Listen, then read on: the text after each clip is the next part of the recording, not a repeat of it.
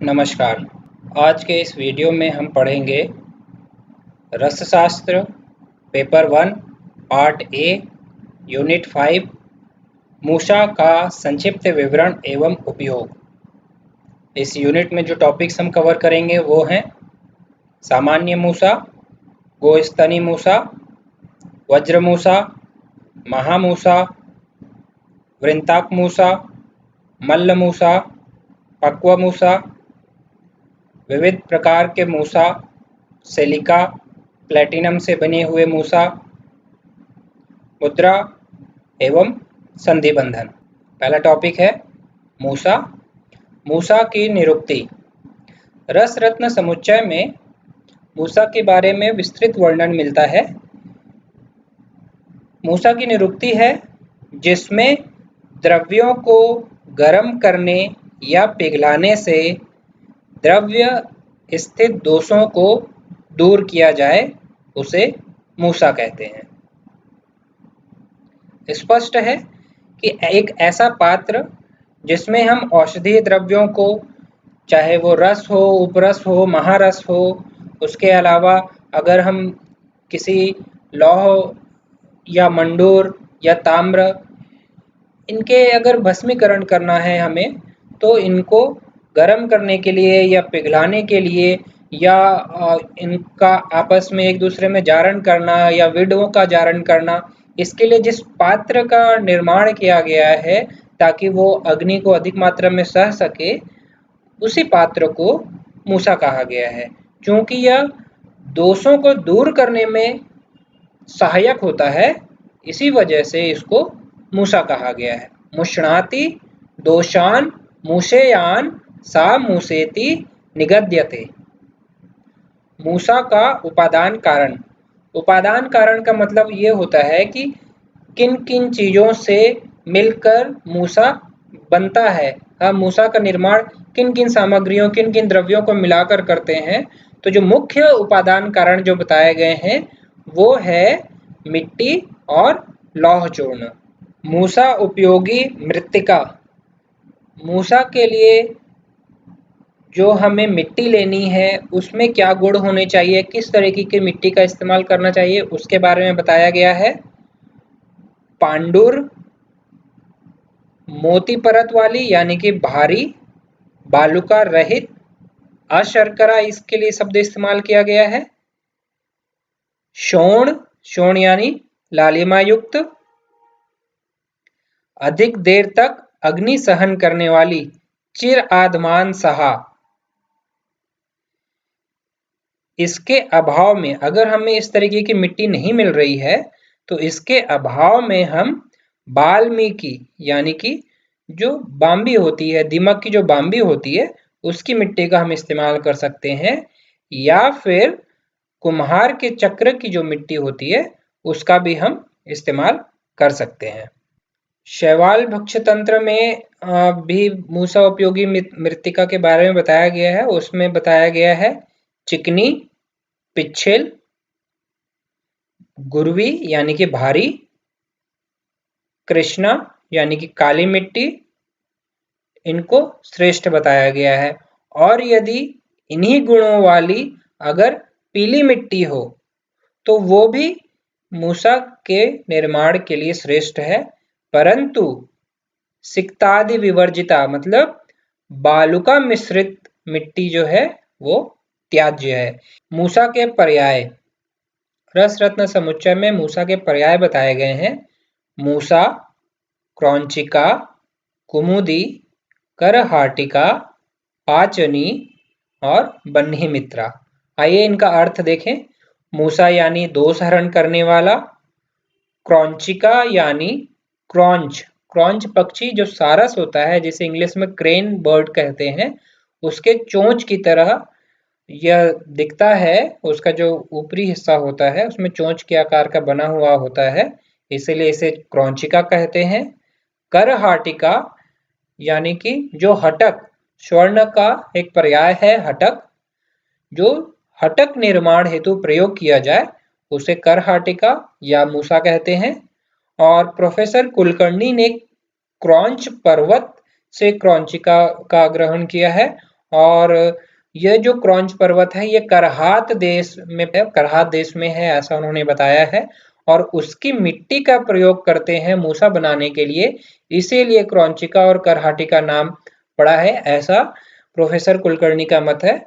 कुमुदी यानी कुमुद पुष्प के आकार जैसा, पाचनी जिसमें औषधियों को पकाया जाए, और बन्ही मित्रा यानी जिसका अग्नि से कोई हानि ना हो, कोई बैर ना हो, यानी कि जो अग्नि का मित्र हो। बन्ही यानी अग्नि, बन्ही मित्रा जिससे हम तीव्र अग्नि में भी औषधियों को पका सकें, जिसकी सहायता से, और उस पात्र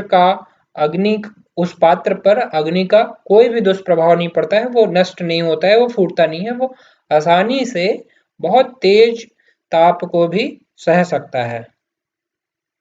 ये देखिए मूसा, ये जो मूसा का ये वाला जो हिस्सा होता है,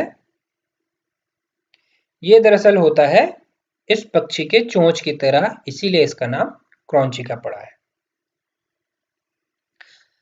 अब हम देखेंगे सामान्य मूसा। सामान्य मूसा कैसे बनाया जाता है, उनको सामान्य मूसा बनाने के लिए किन किन द्रव्यों का हम इस्तेमाल कर सकते हैं, आप ये देखिए। मृत्तिका, जो गुण वाली मिट्टी बताई गई है वो मिट्टी लेनी है 4 भाग। दग्ध तुष यानी कि जला हुआ भूसी, धान की भूसी का इस्तेमाल इसमें ज्यादातर करते हैं। उस भूसी को लेकर उसको जला लेते हैं, उसके बाद फिर बारीक उसका चूर्ण बना लिया जाता है, और वो 1 भाग लेना है। शण यानी कि जूट के रेशे के टुकड़े लेने हैं, छोटे बारीक कटे हुए, 1 भाग। शिखित्र यानी कि लकड़ी के कोयले का चूर्ण 1 भाग। हय लद्दी, हय यानी कि घोड़ा, घोड़े की लीद या पुरुष में इस्तेमाल करना है 1 भाग। ये रस रत्न समुच्चय का फॉर्मूला है। इन सभी द्रव्यों को लेकर हम इमाम दस्ते में लोहे का जो दंड होता है उससे कूट कूट कर इतना कूटे उसको कि ये सभी चीजें जो हैं वो चिकना और लसलसा टाइप का हो जाता है, लसदार हो जाता है। और फिर इसमें हम जितनी आवश्यकता पड़ती है जल भी का भी छिड़क छिड़क के हम उसको कूटते हैं, और फिर आवश्यकता अनुसार आकार का जो भी हमें मूसा जिस आकार का तैयार करना है वो हम तैयार कर लेते हैं। इसमें आपने देखा था पिछले स्लाइड में कि जो उपादान कारण है उसमें लौह चूर्ण का वर्णन किया गया था, लेकिन सामान्य मूसा में लौह चूर्ण के बारे में नहीं बताया गया है। गो स्तनी मूसा, जो मूसा गाय के थन उसके जैसा गोल एवं लंबा हो, उसका आकार बताया गया है। दिखने में वो गोस्तन यानी गाय के थन के समान दिखता है, चाहे वो सामान्य मूसा हो चाहे वो वज्र मूसा हो। अगर हम गाय के थन के आकार का बना रहे हैं तो वो गोस्तनी मूसा भी कहलाता है, वो उसके आकार के हिसाब से उसका नाम दिया गया है। तथा जिससे शिखाकार पिधान लगे हो, पिधान का अर्थ होता है ढक्कन, उसे गोस्तनी मूसा कहते हैं। ये रस रत्न समुच्चय में बताया गया है। शिखा युक्त पिधानिका मतलब कि जिसके जो पिधान जो ढक्कन है वो शिखाकार यानी कि चोटी के आकार का हो, और इसका उपयोग है सत्वों को द्रावण करने के लिए और उनका शोधन करने के लिए किया जाता है। ये देखिए, ये गोस्तन के आकार का हो गया, और उसका ये जो पिधान यानी कि उसका जो ढक्कन है उसमें ये शिखाकार, ये चोटी के आकार का बना हुआ है उसको ढक्कन। इसे पकड़ने में थोड़ी सी सहूलियत होती है। ये देखिए, जब हम ढक्कन लगा लेते हैं, पिधान लगा लेते हैं, तो ये इस तरीके का ये दिखता है। तो ये जो आकार है ये गोस्तन आकार होता है, इस वजह से इसको गोस्तनी मूसा कहा गया है। वज्र मूसा, वज्र मूसा बनाने के लिए हमें जो द्रव्य चाहिए वो है मृत्तिका 3 भाग, शण के रेशे यानी जूट के रेशे, घोड़े की लीद, श्वेत पाषाण चूर्ण सफेद पत्थर का चूर्ण लेना है, दग्ध तुष चूर्ण जो धान की भूसी है जला हुआ वो लेना है, टूटे घड़े का चूर्ण, जो टूटे घड़े के जो टुकड़े होते हैं उनका, ये पके हुए घड़े होने चाहिए, कच्चे घड़े नहीं, पके हुए घड़े के टुकड़े, उनका फिर चूर्ण बनाना है, वो हमें 1 भाग लेना है। और मंडूर चूर्ण या लौह किट का चूर्ण हमें 1 भाग लेना है, और कोयले का चूर्ण हमें आधा भाग लेना है। इन सब को मिलाकर इमाम दस्ते में अच्छी तरीके से हमें कूटना है, आवश्यकता अनुसार जल का इस्तेमाल करना है, और जब वो अच्छी तरीके से चिकना मोम की तरह वो हो जाता है तो हम अपने आवश्यकता अनुसार आकार का मूसा बना लेते हैं। क्योंकि इसमें मंडूर चूर्ण का भी इस्तेमाल हुआ है, तो इस वजह से इसकी अग्नि को सहने की क्षमता इसकी ज़्यादा हो जाती है, इसी वजह से इसका नाम वज्र मूसा भी पड़ा है। वज्र के समान ये दृढ़ होता है। इसका उपयोग सत्वपातन के लिए किया जाता है। महामूसा, महामूसा के बारे में जो बताया गया है, तले या कर्पूराकार, यानी कि जो कर्पूर संधि होती है उस तरीके के आकार का तल में होना चाहिए, क्रमाद ऊपरी विस्तृता, मतलब कि ये देखिए ये नीचे जो है ये कर्पूर संधि की तरह है, और फिर क्रमशः ये ऊपर जाते जाते वो उसका आकार जो है वो बड़ा हो गया है। ये देखिए ये हमारी कोहनी है, और कोहनी जैसे नीचे नोक सी होती है उसी तरीके से ये महामूसा में भी नीचे नोक सा बनना है, और ऊपर में वो विस्तृत, यानी कि ऊपर में थोड़ा सा वो चौड़ा रहता है। स्थूल वृंताकवत स्थूला, बैगन की तरह ये जो बड़ा बैगन होता है, स्थूल वृंताक, बड़े बैगन की तरह वो स्थूल, दिखने में एकदम भारी सा लगता है। और इसका जो उपयोग है वो है लौह द्रावण, अभ्रक सत्व निष्कासन, सत्व द्रावण और सत्व को पुट देने के लिए महामूसा का इस्तेमाल किया जाता है। वृंताक मूसा, वृंताक हम बैगन को कहते हैं। बैगन के आकार का जो मूसा होता है उसे वृंताक मूसा कहते हैं। और उसकी नाल, ये जो नाल है ये लगभग 12 अंगुल की होती है, और धतुर पुष्प यानी धतूरा के फूल की तरह उसका आकार होता है। ये आप देख सकते हैं कि नीचे ये नाल है और ये जो ऊपर इसका जो डिजाइन बना हुआ है ये धतूरे के पुष्प की तरह होता है। इसको बैगन के आकार का होने की वजह से बैगन की तरह ये दिखता है, इसीलिए इसका नाम वृंताक मूसा पड़ा है। और ये आप देखेंगे धतूरे का फूल की तरह होता है, ये उसका पिधान, उसका ढक्कन हो गया, और ये धतूरे का पुष्प है। आप देख सकते हैं हूबहू इसकी तरह ही इसका आकार है।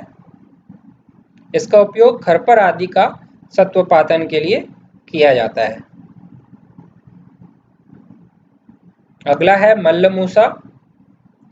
द्वितय संपुटात, यानी कि दो दृढ़ मृत्तिका शराव, मिट्टी के जो शराव हैं, मजबूत शराव, उनको आपस में जोड़कर जब हम संपुट आकृति बना लेते हैं, दोनों को एक के ऊपर एक, ये देखिए आप, ये एक शराव हो गया, ये दृढ़ शराव लेना है। सिंपल ऐसे ही हल्का वो नहीं लेना है, क्योंकि इसमें हम रस औषधियों का, परपटी आदि का, इसका कई संवेदन के लिए हम इसका इस्तेमाल करते हैं, तो जो अग्नि को ज़्यादा देर तक सह सके, तीव्र अग्नि को, तो ये दृढ़ मृत्तिका शराव, और इसका जब हम संपुट करते हैं तो इसे ही मल्लमूसा कहा गया है।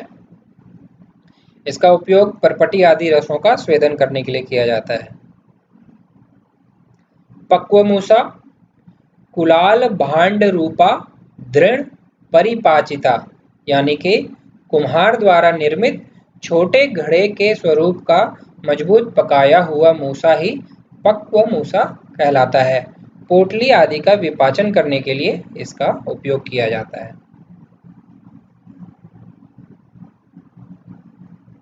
ये है पक्व मूसा। विविध मूसा, इसमें हम देखेंगे कि अलग अलग तरीके के जो मूसा आजकल मॉडर्न टाइम पे क्या क्या इस्तेमाल किए जा रहे हैं, उनमें पहला है सिलिका या क्वार्ट्ज क्रूसिबल। क्वार्ट्ज क्रूसिबल दरअसल जो होता है वो हाई प्योरिटी सिलिका यानी SiO2 मटेरियल का बना हुआ होता है।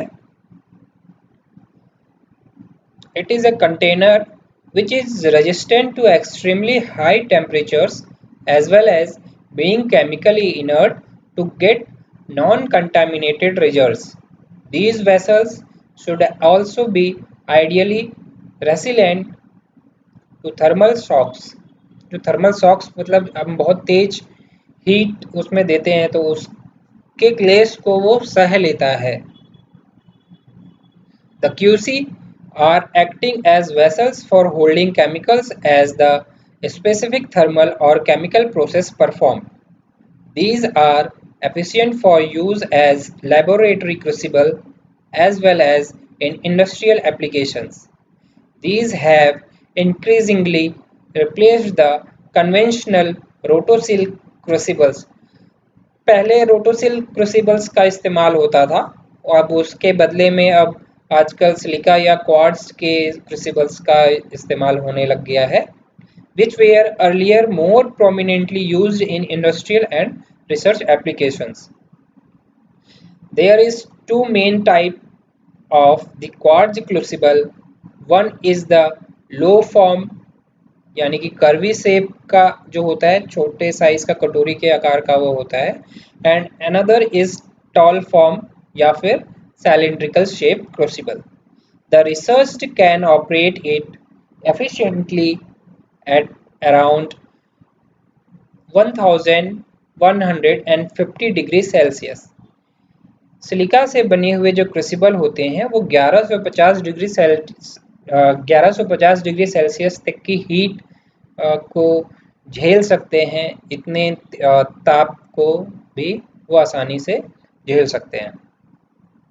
ये आप देख सकते हैं सिलिका या क्वार्ट्ज के बने हुए जो क्रूसिबल हैं वो किस तरीके से दिखते हैं. ये जो है ये पूरा ट्रांसपेरेंट है, इसका पिधान, ये इसका ढक्कन भी बना हुआ है. अलग अलग शेप के जैसा भी आपको ज़रूरत है मार्केट में ये सब मिलते हैं. सिलिका क्रूसिबल नाम से ये मिलते हैं, ऑनलाइन भी मिलते हैं.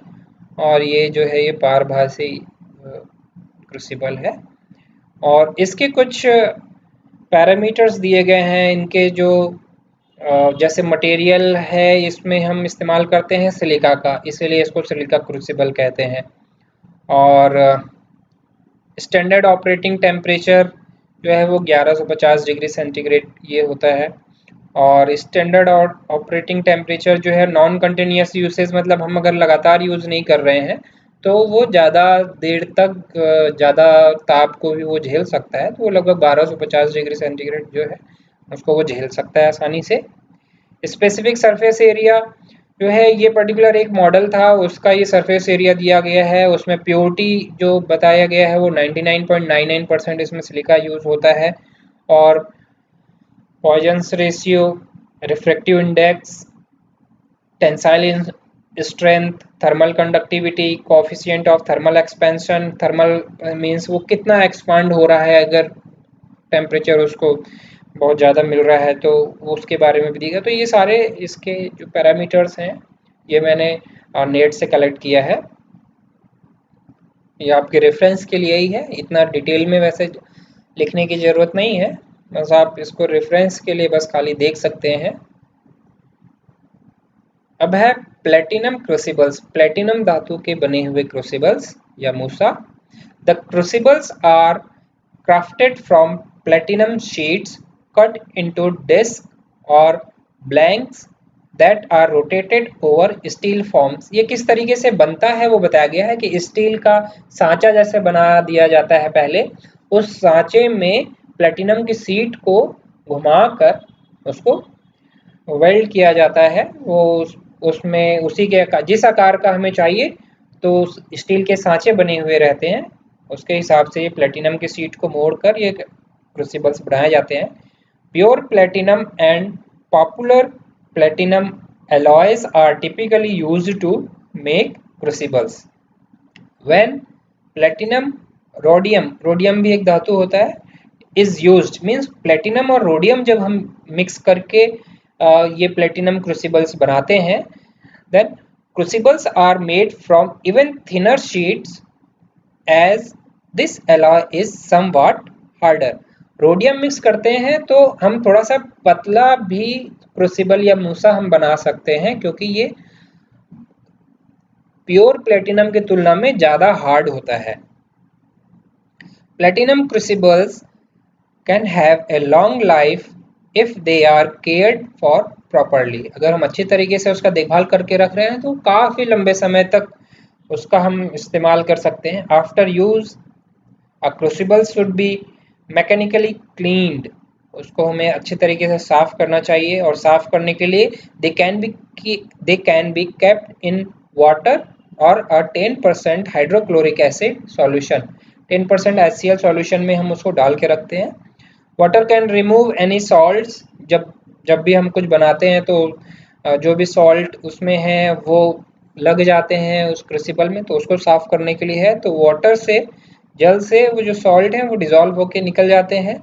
And hydrochloric acid converts oxides into chlorides which can then be cleaned off by rinsing।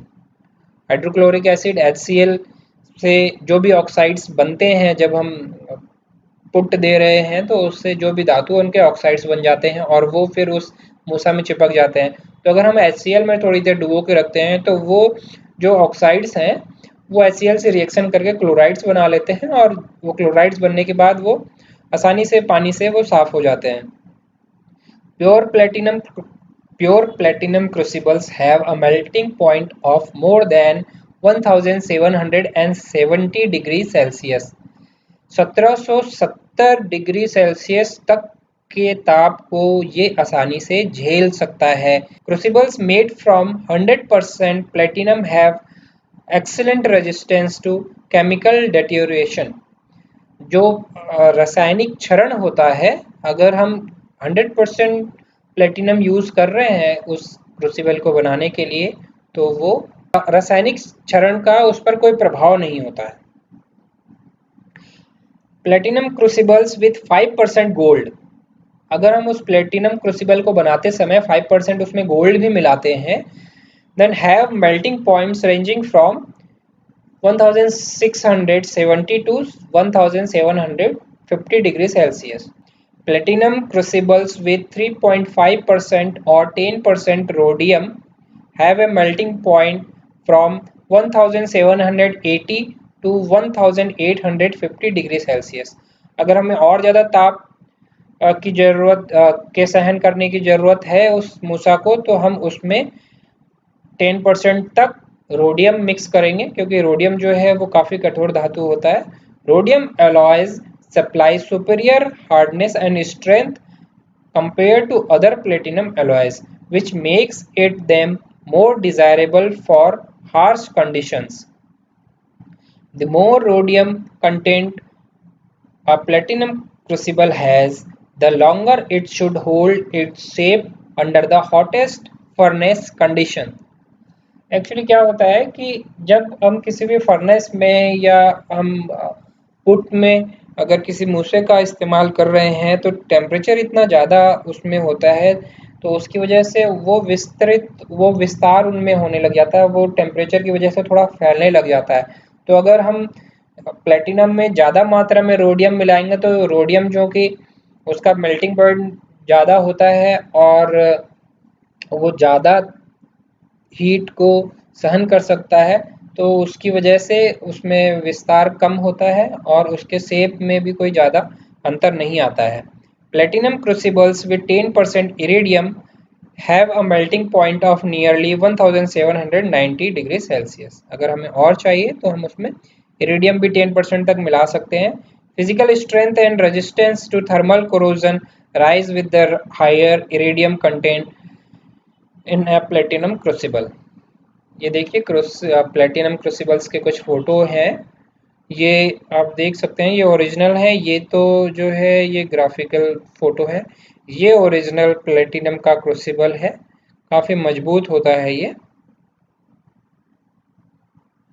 Ceramic के बने हुए भी मूसा का इस्तेमाल करते हैं। सिरामिक भी जो है वो हीट काफ़ी ताप को आसानी से सहन कर लेता है। Ceramics are generally made by taking mixtures of clay, earthen elements, powders and water and shaping them into desired forms। Once the ceramic has been shaped, it is fired in a high temperature oven known as kiln।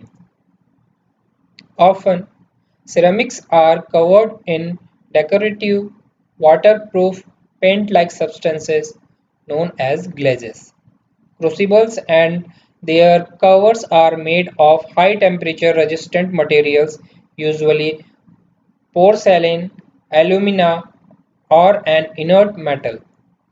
One of the earliest uses of platinum was to make crucibles. Ceramics such as alumina, zirconia, and especially magnesia will tolerate the highest temperatures. More recently, metals such as nickel and zirconium have been used.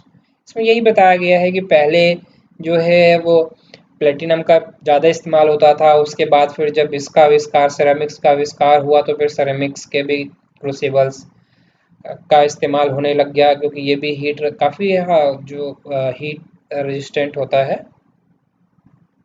संधि बंधन एवं मुद्रा। संधि बंधन क्या होता है? मूसा और उसके पिधानक यानी ढक्कन के संधि लेप का बंधन। ये आप देख सकते हैं, ये मूसा है और उसका ये ढक्कन है, उसका पिधान है, इनके बीच में ये जो हमने लेप लगाया हुआ है इसको संधि बंधन कहते हैं। और संधि बंधन के पर्याय क्या क्या है? संधि लेपन, अंधरण, रंध्रण, संश्लिष्ट और संधि बंधन। ये रसरत्न समुच्चय में बताया गया है। संधि बंधन का उद्देश्य पात्र की सुरक्षा, पात्र स्थित द्रव्य की सुरक्षा एवं सम्यक प्रक्रिया, जो प्रोसेस हम करने वाले हैं वो सही तरीके से हो, यही संधि बंधन का उद्देश्य होता है।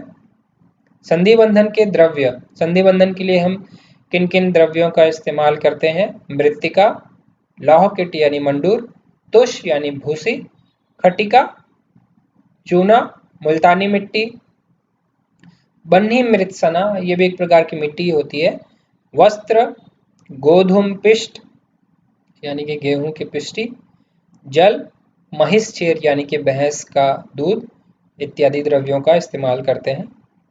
और अलग अलग जैसे प्रकरण के अनुसार औषधियों जिसका भी हमें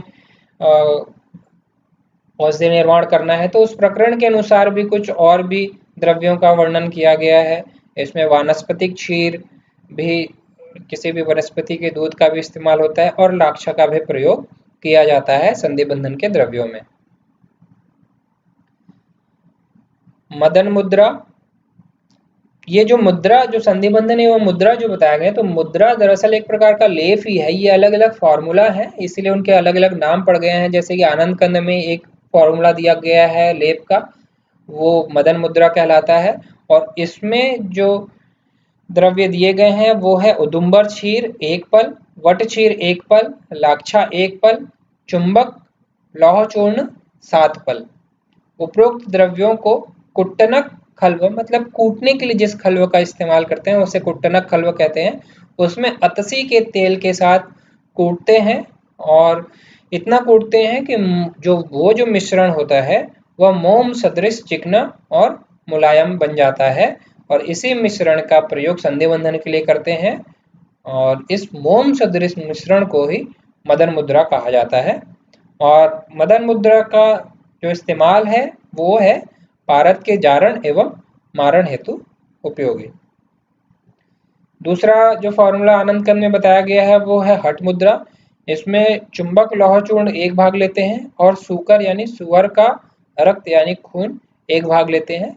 ये दोनों समभाग में हमें लेना है और समभाग में लेकर सूर्यास्त से सूर्योदय यानी कि शाम रात और अगले दिन सूर्योदय तक, मतलब रात भर इसको हम खलुआ में कूटते रहते हैं।